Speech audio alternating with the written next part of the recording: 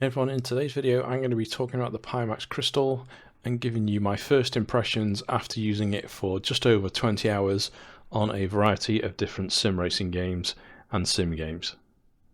So in the box you get the Crystal, you get a 5 meter long cable which has got a display port and two USB connectors, USB 3 and USB 2.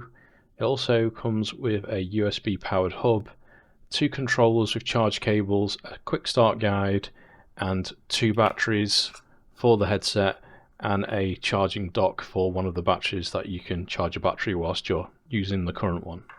So in terms of setup, I currently have 3 monitors and I had to disable one of them to get the headset to work. I suspect that's to do with a bandwidth limitation of the graphics card more than anything. So keep that in mind. If you race with triple monitors, for instance, you'll just need to disable at least one of them in order to use this headset at the same time. So in terms of software, you'll need to download the Windows Pimax Client, and then I've also downloaded the Pimax XR runtime so I can use it with the OpenXR toolkit for games that support either native OpenXR or can be converted to OpenXR using OpenComposite. So if you're not sure what that is, I'll leave a link to a video where I've gone over that before.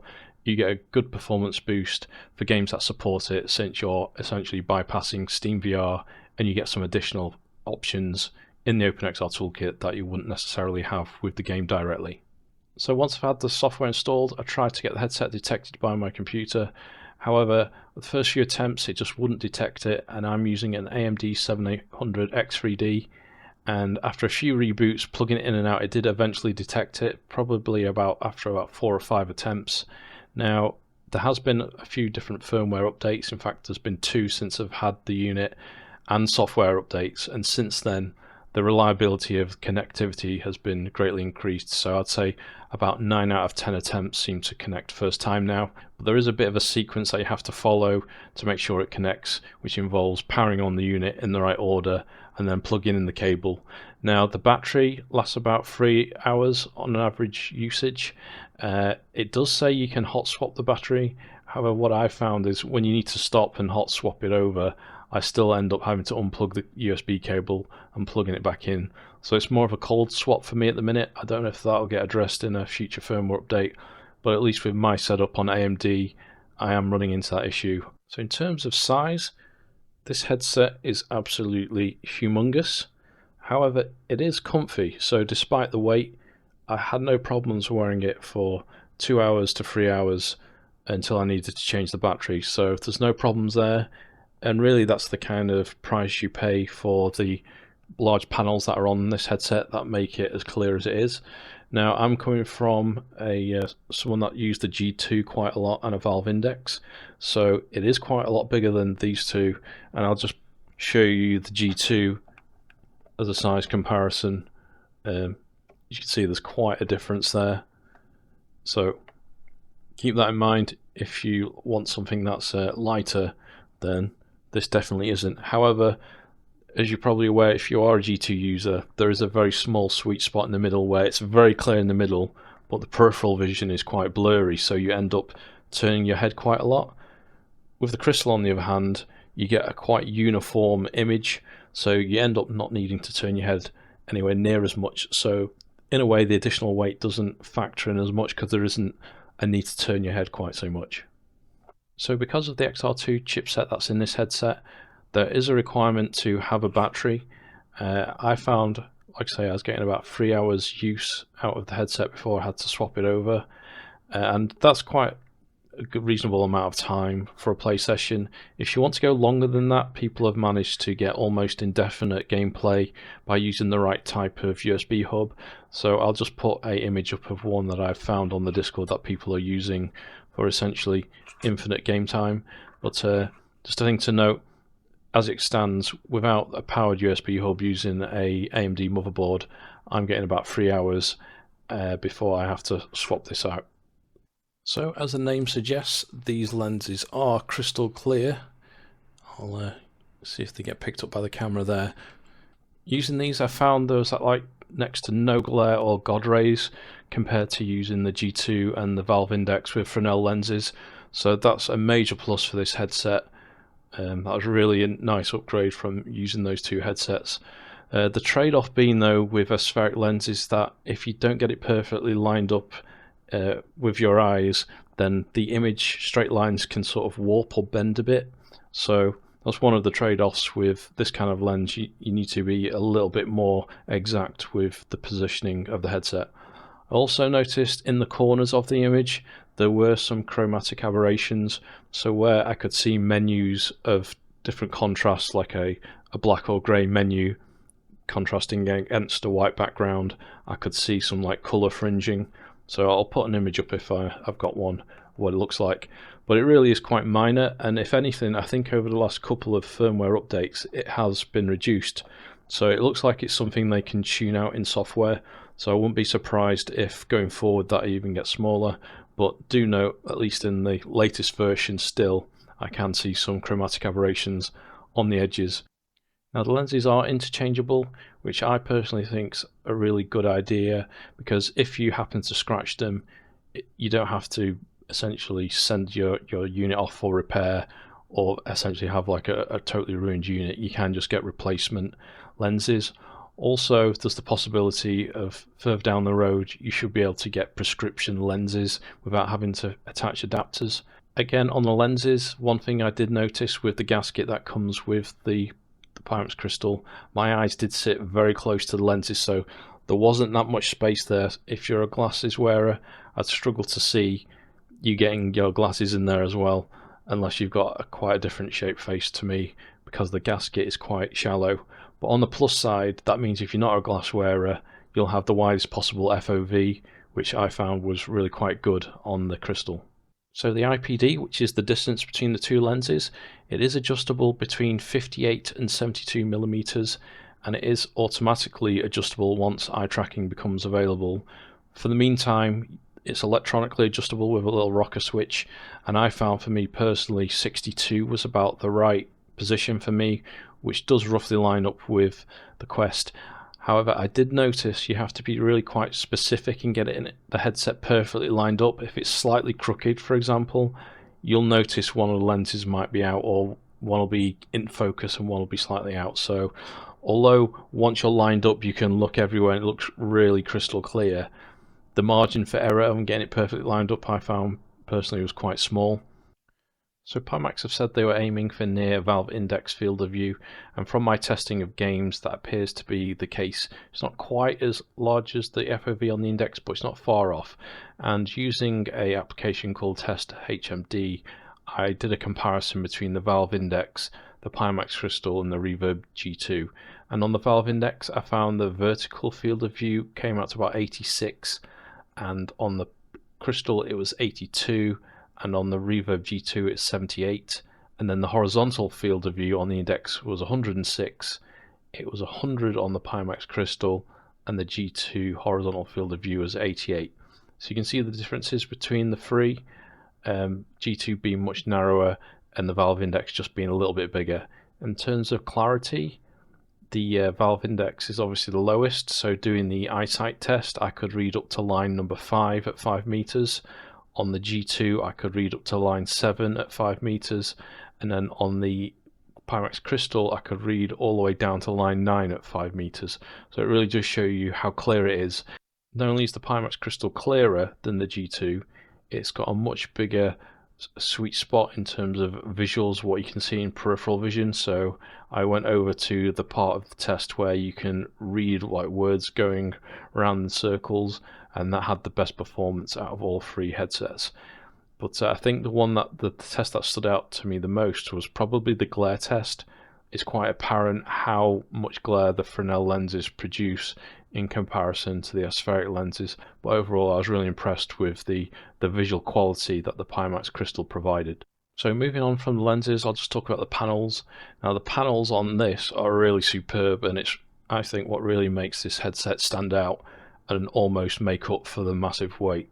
Now the resolution on this is really good with the lenses that come with it as standard.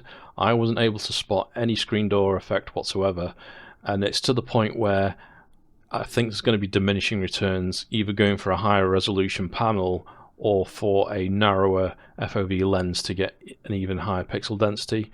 So with that said, I'm going to be very curious to see what the upcoming new wider FOV lenses look like and how it affects the pixel density, and if even then you can see the pixels or the screen door effect. Now the panel does have local dimming as well, and I had this set to the extreme mode.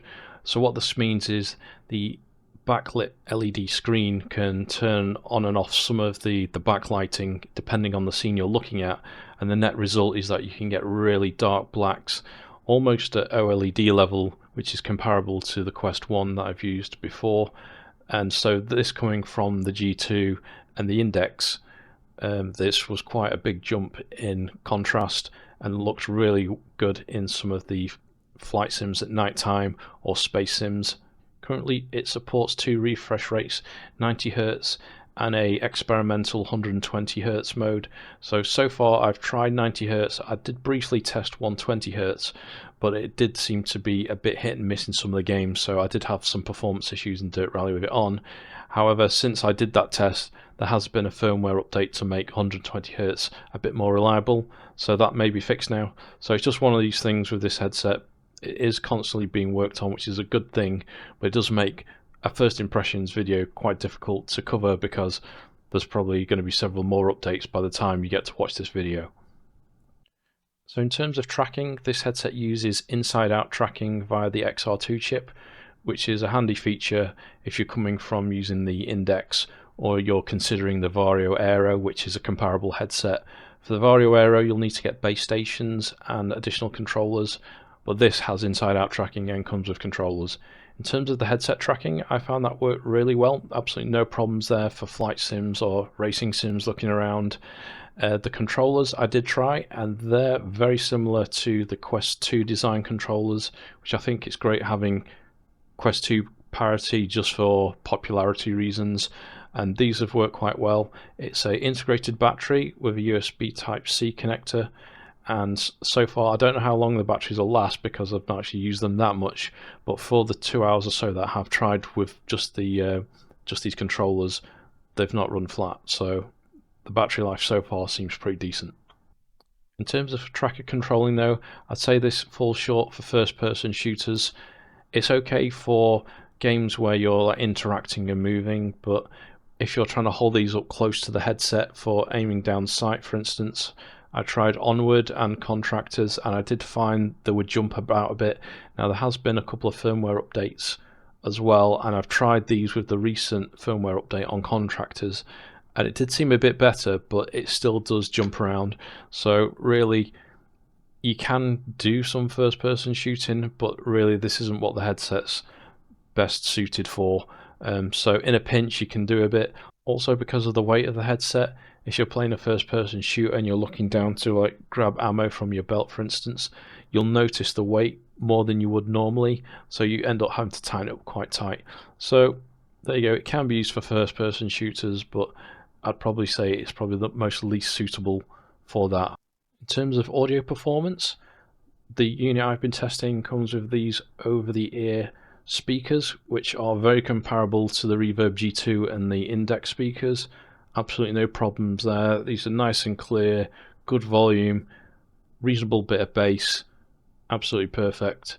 No need to use any other headphones when you're using a headset like this, so total thumbs up for these headphones on the Crystal. So onto game performance. VR performance across the sim titles I tested was very good, particularly when running games in OpenXR mode with the OpenXR toolkit. AMS2 Dirt Rally ran really well at native resolution. Assetto Corsa Competizione worked well after some tweaking. Assetto Corsa looked good, as did F123, which ran well but in Steam VR mode only. I'll leave a link to my previous test streams if you want to see what they look like. I'll probably add some more test streams in the coming weeks as updates come to this headset, including the eye tracking. Now keep in mind, all the tests that I've run are on a fairly beefy PC, which is running a RTX 4090 and an AMD 7800 X3D, so your mileage will vary depending on what kind of system you're running. In terms of FPS games, I tested Onward. That worked well in Steam VR mode, and I was able to get the foveated rendering working using the Pimax Windows client. Contractors was mostly smooth, but I did encounter some glitches, performance issues. That was until the firmware update yesterday, and after that update everything seems fine. In terms of space sims, I tried No Man's Sky with the update that came out yesterday, and with that recent performance update to the game, it ran absolutely brilliantly. It's the best I've seen that game.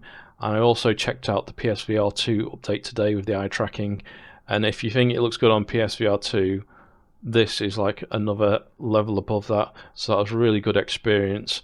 I had it on native resolution with DLSS enabled and on the VR high preset, and that gave me a lot of performance headroom to cater for different, more intense scenes. So that was just flying into the planet and back out into space.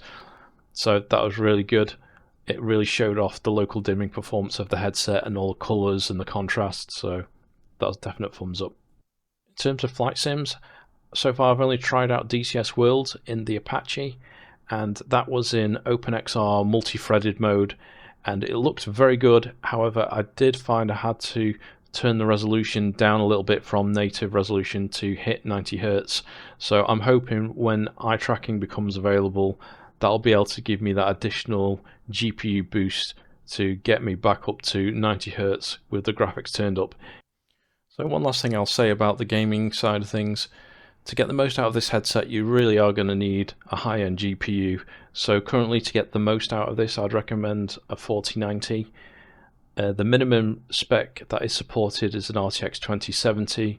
But honestly, I think that's going to be right on the bottom of what's viable to run this thing. So I'd say the minimum enjoyable experience to get at least a decent amount of usage out of that resolution, I'd say you're looking at a 3080 Ti or a 3090 as your stepping point for getting a good experience. But like I say, if you can get up to the 4090 level, you're going to be able to maximize that resolution and get the best experience possible. So in terms of the software that I mentioned earlier, there is a Pimax Client. Now this has two different modes, which is one called Pimax Home, which gives you a 2D only menu system for changing settings on the headset. You can also pick from some of the game profiles that have been set in there and start the game from those profiles.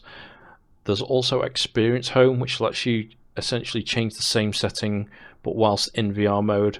So if you tick the radio button for Experience Home, it'll download some additional software that gives you more of a VR home experience, but it is very basic. There's no pass-through mode to see your bearings in the room. If you need to lift it up to look around, you'll put it back down again, and then you'll be fiddling to get the image perfectly lined up. So I hope that's something that Pimax will consider bringing to the headset if it's capable. Obviously it has the cameras for tracking. Whether it can do pass-through mode, I don't know, but I assume it can. So maybe that'll be something else that will come to the headset in a future update. Overall, to me, this feels like a huge improvement over the G2. It genuinely feels like close to Valve Index field of view, with the G2 center of vision sharpness but across the entire image. So on that basis, I think this headset delivers for simmers. The obvious downside though is that this thing is huge, and in this day and age with headsets going to pancake lenses, there's an expectation that VR headsets will be smaller and lighter than this one is. That said though, it is quite comfy for me personally, so it isn't much of an issue.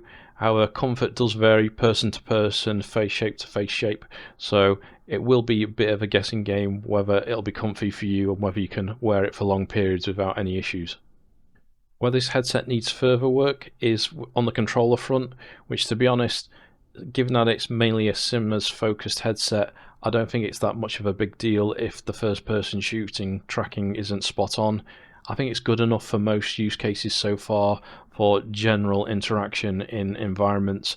It's just when you're using the controllers really close, it comes a bit difficult to use.